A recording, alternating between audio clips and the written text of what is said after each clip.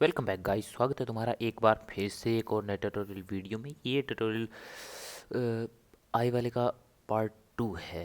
तो अगर पहला पार्ट नहीं देखा है तो जाकर देख लो, मेरे चैनल के अंदर मिल जाएगा।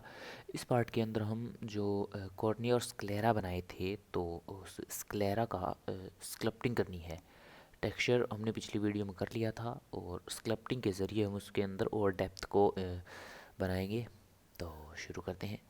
मैंने स्क्रिप्टिंग तो शुरू कर दी है, लेकिन इससे पहले आपको यूवी एडिटिंग के अंदर जाकर एक नया मैप क्रिएट करना है, जो मैंने पिछली वाली वीडियो के अंदर बताया था। और मटेरियल व्यू में जाकर उसे नॉर्मल के साथ कनेक्ट कर देना है।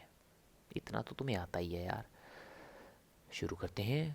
जैसे ही तुम स्कल्पटिंग टैब के अंदर आओगे तो तुम्हारे लेफ़्ट साइड में जितने भी ब्रश हैं उनकी जो कॉमन सेटिंग है, F दबाओगे तो ब्रश बड़ा हो जाएगा, और शिफ्ट F दबाओगे तो तुम उसकी पावर या स्ट्रेंथ को कंट्रोल कर सकते हो।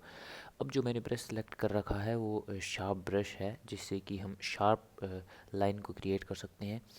और अगर शिफ्ट दबाओगे तो वो उसका अपोजिट होगा, तो उसके अनुसार तुम अपने ब्रश को इस्तेमाल कर सकते हो। पर ये शिफ्ट नहीं, कंट्रोल दबाना है। कंट्रोल दबाओगे तो तुम उसका अपोजिट कर पाओगे।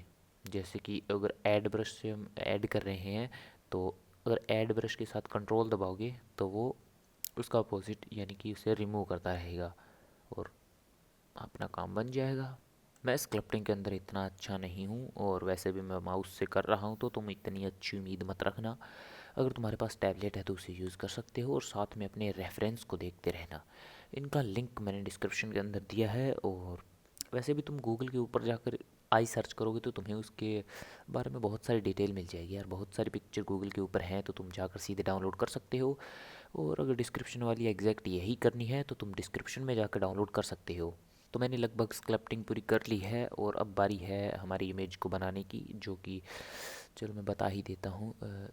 अपने ब्लेंडर की एक राइट साइड में विंडो खोलो और उसके अंदर यूवी एडिटिंग खोलो, और इसमें नेम तुम कुछ भी सिलेक्ट कर सकते हो। इसकी रेजोल्यूशन 4K कर लेना, और रेजोल्यूशन को सिलेक्ट करने के बाद तुम्हें इसके अंदर एक ब्लैक मटेरियल ऐड करना है, जो कि हम ओके बटन दबाएंगे तो हो जाएगा। और एक विंडो और खोलनी है जिसके अंदर हम मटेरियल टैब खोलेंगे, शेडर एडिटर को खोलेंगे, और हमारा जो स्क्लेरा है वो सिलेक्ट होना चाहिए। और इसके सिलेक्ट होने के साथ ही जब हम शेडर एडिटर खोलेंगे, तो पिछली वीडियो में जो हमने बनाया था वो सभी नोड तो हमें मिलेंगे ही। उसके साथ हमें एक इमेज टेक्सचर और क्रिएट करना है, और एक इमेज टेक्स्ट नहीं नहीं नहीं नहीं एक इमेज टेक्सचर और एक नॉर्मल मैप को हमें इसके अंदर इंसर्ट करना है। और जो हमने अभी बनाया है टेक्सचर, उसे इसके अंदर सेलेक्ट करना है और एक नॉर्मल मैप ऐड करो। और इसके बाद तुम नॉर्मल के अंदर इसे लगा दो।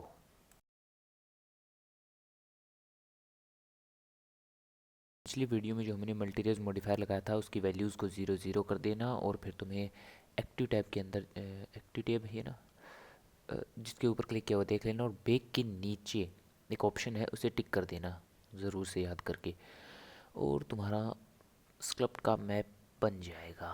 और याद रखना, इस मैप को सेव ज़रूर कर लेना, नहीं तो इसका कोई असर नहीं होगा। इतना काम करने के बाद अब बारी है रेंडर की। तो हमारी आँख कैसी लग रही है, इसके अंदर थोड़ी डेप्थ ज़्यादा ही आ गई है, तो इसे कम करने के लिए हम दोबारा से टैब खोलेंगे। शेडर एडिटर को ओपन करने के बाद जब नॉर्मल मैप की स्ट्रेंथ को कम और ज़्यादा करोगे तो तुम्हें इसका फ़र्क तुम्हारी आँख के अंदर दिखाई देगा। तो तुम इसे अपने हिसाब से एडजस्ट कर सकते हो। स्कल्पटिंग तो हमने कर ली है। अब बारी है हमारी आँख की जो वेन्स होती हैं, जो लाल लाल रगें हमें दिखाई देती हैं, उनको क्रिएट करने की बारी है। तो सबसे पहले तो हम दो नए टैब खोलेंगे, एक यूवी एडिटिंग और एक शेडर एडिटर। यूवी एडिटिंग के जाकर हम न्यू पर क्लिक करेंगे और एक नया टेक्सचर ऐड करेंगे। नाम अपने हिसाब से दे देना, और इसकी रेजोल्यूशन को 4K कर लेना, ताकि तुम्हारी जो टेक्सचर है वो पिक्सलेट ना हो। और ओके पर क्लिक करना। तुम्हें शेडर एडिटर के अंदर एक न्यू इमेज टेक्सचर को ओपन करना है, और उसके अंदर जो अभी हमने टेक्सचर को बनाया है उसे ओपन करना है। ओपन करने के बाद शेडर एडिटर के प्रिंसिपल BSDF के जो ऊपर कलर का ऑप्शन है उसके अंदर उसे लगा देना। इतना सब करने के बाद वापस तुम्हें अपने इन टैब को एडजस्ट करना है और अपने मेन एरिया के ऊपर आना है। अब हमें ऑब्जेक्ट मोड से टेक्सचर पेंट मोड के ऊपर जाना है और जो हमारा राइट साइड के अंदर जो मॉडिफाई टैब और वो हैं उनके अंदर एक एक्टिव पैनल के ऊपर जाना है और अपना कलर सेलेक्ट कर लेना। हम ब्लैक के अंदर पेंट नहीं कर पाएंगे, तो जैसा आँख का कलर होता है वाइट और ग्रे के बीच में, उसे सेलेक्ट करना है सबसे पहले तो तुम्हें। और फिर जो हमारी आँखों की वेन्स हैं उनके पहले ब्रश सेलेक्ट कर लेना जो कि फिल कर देगा एक साथ, तुम्हें इसे पेंट करने की ज़रूरत नहीं पड़ेगी और इसे आँख के कलर जैसा ही कर लेना। और फिर हम सेलेक्ट करेंगे कुछ रेड रेड या फिर देख लो, इसके हिसाब से ही तुम कर लेना। ये बड़ी बड़ी आंखें हमें बनानी है। हमारे रेफरेंस को देखने के बाद हम फिर से अपने ब्लेंडर टैब के अंदर जाएंगे और इनकी जैसी ही कुछ क्रिएट करने की कोशिश करेंगे।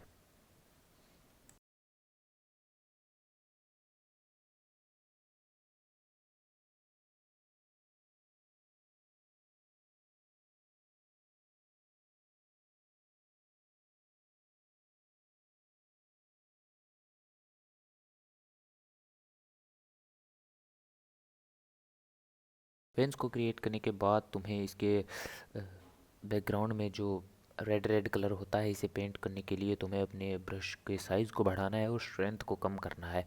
इसके बाद तुम इसके आसपास के एरिया को पेंट कर सकते हो, जैसे हमारी आँख का कलर होता है रेड रेड।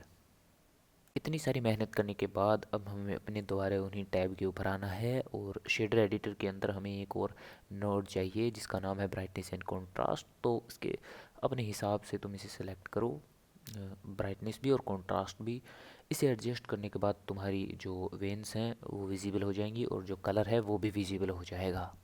अपने काम में अगर तुम्हें कोई थोड़ी बहुत कमी लगती है जैसे कि वर्ल्ड एनवायरनमेंट की, तो एक HDRI ले लेना। एक अच्छी साइट बताऊं तो पॉली हेवन है। पॉली हेवन से जाकर तुम कोई भी HDR डाउनलोड कर सकते हो जिससे कि तुम्हारी जो आँख है वो और भी अच्छी दिखेगी और तुम आँख दिखा सकते हो किसी को भी। तुम्हारी मेहनत कामयाब हुई, मुबारक हो, तुम्हें आँख मिल गई।